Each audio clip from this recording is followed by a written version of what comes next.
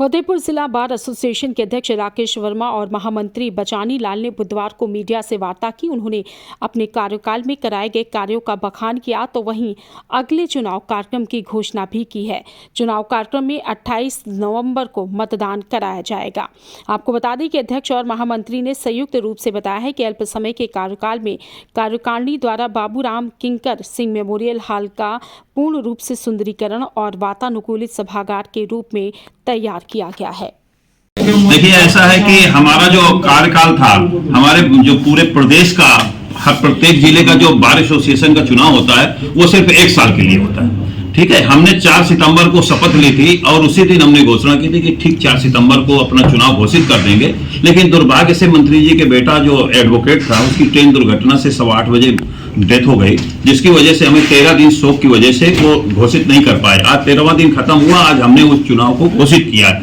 हमने अपने इतने अल्पकाल में 365 दिन में 75 चेंबर बनाए हैं अधिवक्ताओं को बैठने के लिए। ठीक है, पूरे कलेक्ट्रेट और सिविल परिसर में पूरा हमने जो है राष्ट्रभक्ति को प्रदर्शित करने के लिए पूरे वातावरण को तिरंगामय किया है। प्रत्येक पेड़ प्रत्येक पिलर को जो है तिरंगे से रंगवाया है। पूरे शेडों को यहाँ से वहां तक कलेक्ट्रेट तक सारे को रंग रोगन नए सिरे से कराया है। साफ सफाई का विशेष ध्यान रखा गया है। एक जो बहुत बड़ी समस्या थी, जो कठिन काम था थोड़ा, कि जैसे ये हाल है और यहाँ सभा हो रही है, जुलाई और अगस्त के महीने में या जून के महीने में भीषण गर्मी होती है। मान लो कोई कार्यक्रम करना है, उसमें एसी नहीं था तो हमने पूरे सभागार को वातानुकूलित बनाया है।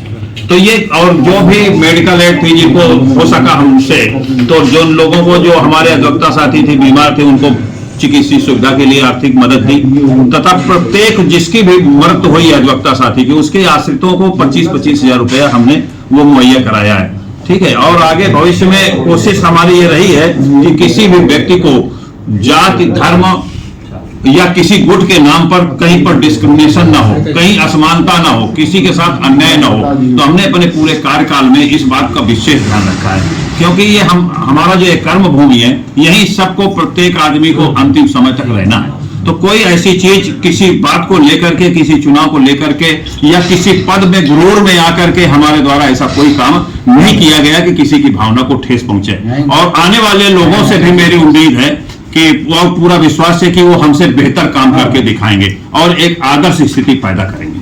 अगर संगठन दोबारा से आपका विजयी होता है जी, तो उस वक्त अधिवक्ताओं के लिए क्या व्यवस्थाएं हैं? चूंकि अधिवक्ताओं के साथ आए दिन दुर्घटनाएं हो रही हैं, उनके लिए क्या तैयारी है? देखिए, ऐसा है कि घटनाएं ये हमेशा होती रही हैं। ठीक है, और लेकिन उसकी सुरक्षा करने के लिए एक हमारी जो बार काउंसिल है, यानी कि पूरे उत्तर प्रदेश की एक मदर लैंड है हमारी, जहां से हम लोगों का रजिस्ट्रेशन होता है, उसकी सबसे बड़ी नैतिक जिम्मेदारी होती है कि पूरे प्रदेश की जो बार हैं, उनके जो मेंबर हैं, उनकी सुरक्षा के लिए सरकार से लड़ करके या सरकार से भिड़ करके एक कानून का निर्माण कराना, जिसे एडवोकेट एक्ट है।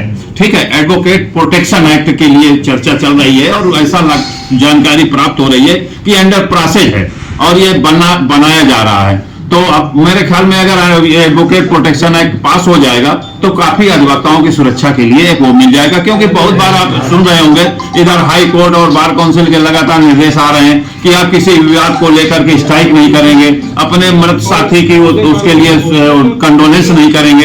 अगर ये परिस्थितियां रहेंगी तो ये स्वतंत्र एक ऐसा संस्थान रहा है एडवोकेट का और ऐसी विधा से संबंधित रहे कि प्रत्येक विश्व की और देश की बड़ी से बड़ी असाधारण लड़ाई की अगुवाई एडवोकेट ने किया है। अगर उनको ही संरक्षण नहीं मिलेगा, उनकी सुरक्षा को खतरा पैदा हो जाएगा तो देश के लिए लड़ेगा कौन?